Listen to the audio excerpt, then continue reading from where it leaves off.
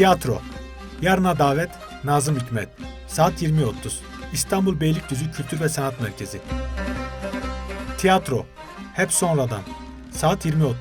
İstanbul Unique Hall. Sergi. Hafıza Odası. 25 Aralık 26 Ocak 2020. İstanbul Plevneli Galeri Mecidiyeköy. Etkinlik. Edebiyat Günleri.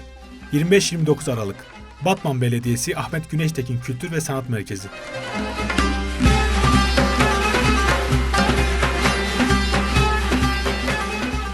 Nazım Hikmet, 117. yaşında yetkin dikinciler Senem Demircioğlu ve İklim Tamkan'ın şiir ve müziği birleştirdikleri bir melodram ile anılıyor.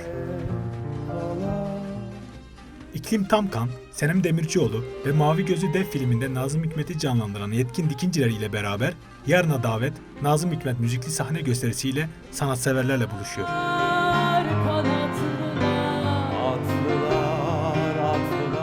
Nazım Hikmet şiirlerinin yanı sıra Senem Demircioğlu ve İklim Tamkan'ın ilk Atlas albümlerinde yer alan ve Türkiye Edebiyatı'nda iz bırakan şiirlerin bestelerini de dinleyebileceğiniz etkinlik 25 Aralık saat 20.30'da İstanbul Beylikdüzü Kültür ve Sanat Merkezi'nde.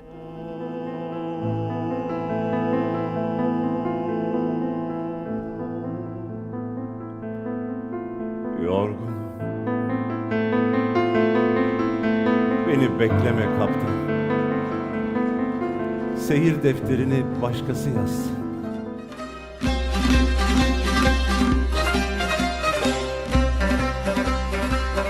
Türkiye'nin en güçlü sesleri arasında yerini almış sanatçı Ahmet Kağan'ın hem eserlerinin hem de yaşamından kesitlerin yer aldığı tiyatro oyunu hep sonradan seyirci karşısına çıkıyor.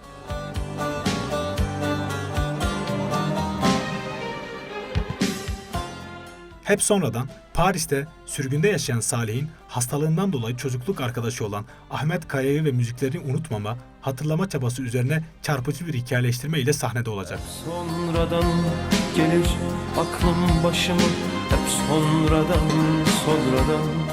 Yakın tarihe dair toplumsal hafızayı güncelleyen ve hem bu hafızaya hem de Ahmet Kaya şahsında diğer sürgün hikayelerine de bir saygı duruşu sunan hep sonradan hikayelere şarkıların tanıklık ettiği bir ilk olma özelliği taşıyor.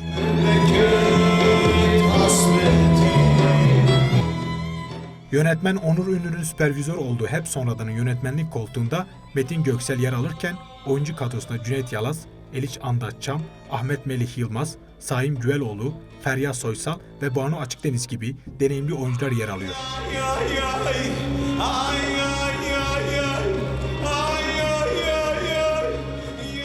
Hem Ahmet Kaya'nın hayattan çarpıcı kesitlere hem de birbirinden güzel Ahmet Kaya şarkılarını kardeş Türkler yorumuyla sahneye yansıtacak olan hep sonradan 25 Aralık saat 20.30'da İstanbul Unique Hall'de.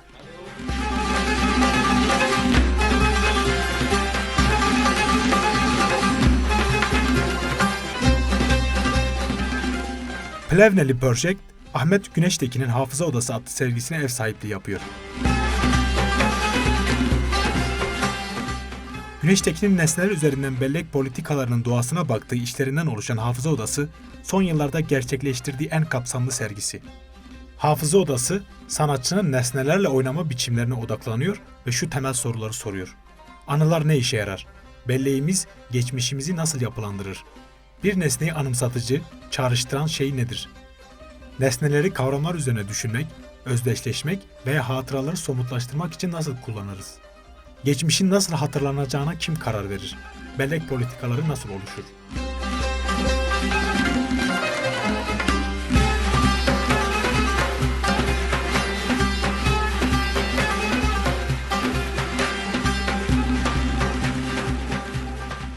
Kapılarını 25 Aralık'ta da açık tutacak olan sergi, 26 Ocak 2020'ye kadar İstanbul Plevneli Galeri Mecidiyeköy'de.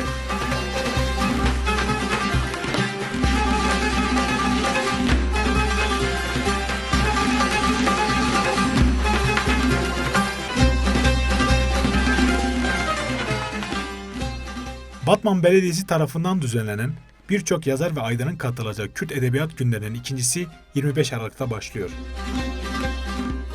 Açılışını belediye eş başkanları Mehmet Demir ve Songül Korkmaz'ın yapacağı Edebiyat Günleri'nin onur konuğu ise Berken Bere.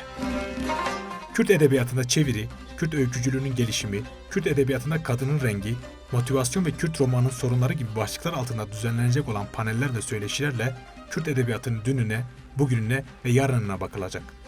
Selim Temo, Şener Özmen, Lal Laleş, Kadri Yıldırım, Redur Dicle, Veysel Tırpan, İrfan Amida gibi yazar, şair ve çevirmenlerin katılacağı Kürt Edebiyat Günleri 29 Aralık'a kadar Batman Belediyesi Ahmet Güneştekin Kültür ve Sanat Merkezi'nde.